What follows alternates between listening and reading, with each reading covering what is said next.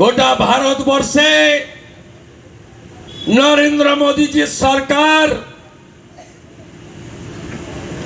15 কোটির কাছাকাছি কৃষক পরিবারকে পিএম কিষাণ সম্মান নিধি দেন। এই রাজ্যে 50 লক্ষ পরিবার পাচ্ছেন, কেন 83 লক্ষ পরিবার পাবে না? নথিভুক্ত কৃষক পরিবারের সংখ্যা 83 লক্ষ দেবে না। যে 33 লক্ষকে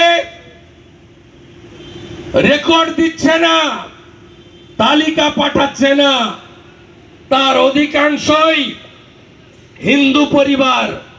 তাই তারা আজকে পিএম কিষাণ সম্মান নিধি থেকে বঞ্চিত। আমরা বহুবার বলেছি, এখানে টাটার তৈরি করা কারখানা ডিনামাইট দিয়ে উড়িয়ে সরষার বীজ বুনেছিলেন, সরষা গাছ বেরোয়নি, হলুদ ফুলও ফুটেনি।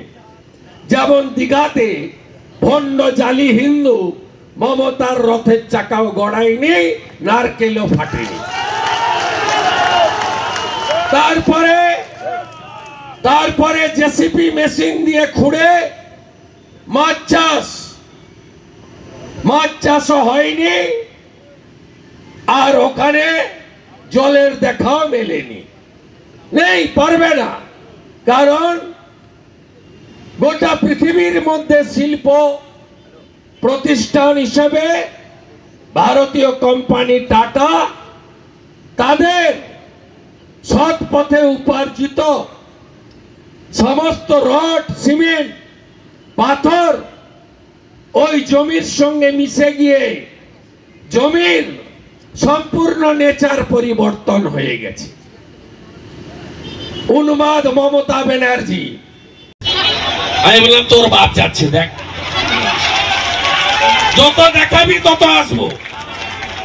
যাওয়ার সময় গাড়ি স্লো করে যাবো, আন্দোলন টোল পাজায়, সামনে থাকলে আয়। 2020 সাল অব্দি তো তৃণমূল কংগ্রেসে ছিলেন, তখন বলেননি কেন? সিঙ্গুর তো 2005, 6, 7, 8 কথা। তো তাহলে শুভেন্দু অধিকারী হঠাৎ আজকে এই যে এখন জেগে উঠছেন, বিবেক জাগ্রত হচ্ছে, তো ওই সময় কি বিবেক ঘুমোচ্ছিল? দলের সাংসদ, দলের মন্ত্রী, দলের বিধায়ক, দলের কোর কমিটি, রাজ্য নেতা, তখন কেন বলেননি? আমরা পরিষ্কার বলছি, টাটাদের মমতা বন্দ্যোপাধ্যায় আন্দোলন করে সরাননি। 3 ফসলি কৃষি জমিতে কেন জোর করে নিয়ে শিল্প হবে? টাটাদের বিকল্প জমি দিতে বলা হয়েছিল, এটা সিপিএম এর জমি নীতির ভুল।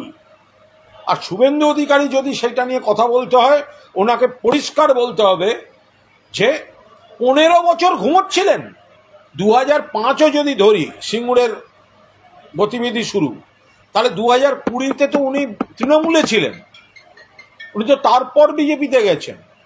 তো তখন তো সিঙ্গুরের আন্দোলন সম্পর্কে সমর্থনে, মমতা বন্দ্যোপাধ্যায়ের সমর্থনে, কৃষকদের অধিকার, ক্ষেত মজুরের অধিকারের সমর্থনে বলতেন। আরেকটা হচ্ছে, শুভেন্দু জিজ্ঞেস করছি, বলছে যে যাওয়ার সময় উনি বলছেন যে ডানকুনিতে কিছু নাকি কর্মচারীকে দিয়ে তাকে কালো পতাকা দেখানো হয়েছিল। তিনি বলছেন যে বাপের বেটা হলে তার গাড়ির সামনে এসে দাঁড়া।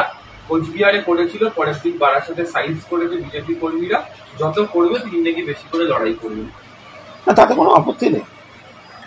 উনি লড়াই করলে আমাদের কি আপত্তি আছে? ওনার লড়াইটা তো সুকান্ত বাবুর বিরুদ্ধে, ওনার লড়াইটা তো শ্রমিক বাবুর বিরুদ্ধে, ওনার লড়াইটা তো দিলীপ বাবুর বিরুদ্ধে। ফলে শুভেন্দু অধিকারী যত বলেন লড়াই করব, লড়াইটা তো ওদের দলের মধ্যে। সারা ভারতবর্ষ জুড়ে আলুর উৎপাদন এবারে বেশি, এবং বিশেষ করে ইউপি, পাঞ্জাবের থেকেও আলুর দাম আমাদের বেশি।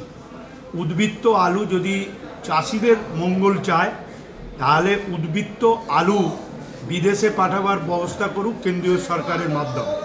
এবং কেন্দ্রীয় সরকার যেরকম পেঁয়াজ সহ অন্যান্য ফসলের ভর্তুকি দেয়, পশ্চিমবঙ্গ সহ ভারতবর্ষের আলু চাষিদের সে ভর্তুকি দিই। নিশ্চিতভাবে তার যদি আলু চাষিদের ওপর দরদ থাকে, এই কাজ করতে পারে। কিন্তু দুর্ভাগ্য, আমাদের সবথেকে খারাপ লেগেছে, আমি একজন কৃষকের ছেলে, যেভাবে কৃষক তার রক্ত ঘাম ঝরিয়ে যেভাবে আলু চাষ করে, সেই আলুকে যেভাবে শুভেন্দুর সামনে বিজেপির দুষ্কৃতীরা যেভাবে আলুকে পায়ে করে মারিয়ে অপমান করেছে, এটা আমাদের কাছে লজ্জাজনক। আসল শুভেন্দু নিজে নির্লজ্জতার পরিচয় দিয়েছে। কৃষক দরদি সাজতে গিয়ে কৃষকদের কাছে ভিলন হয়েছে এই আলু মারিয়ে দিয়ে কৃষকদের অপমান করা। এই অধিকার শুভেন্দু অধিকারীকে রাজ্যের মানুষ দেয়নি। এর তীব্র প্রতিবাদ করছি এবং অবিলম্বে বিরোধী দলের নেতা হিসেবে আমি কৃষকের ছেলে হিসেবে পদত্যাগের দাবি করছি। ফলো করুন সংবাদ প্রতিদিন ডিজিটাল।